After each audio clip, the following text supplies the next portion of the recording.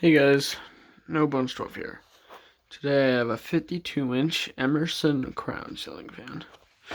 This is an early one.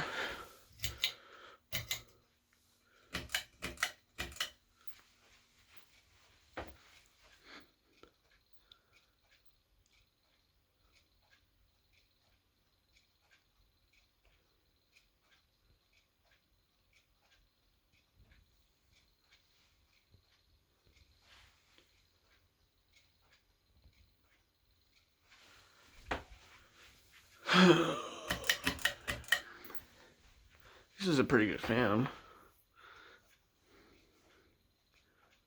It's only been up for 4 days though. I'm going to take it down just because I have something cooler I'm going to put up. Even though this is really cool, you know. I think I'm going to start swapping fans out pretty often.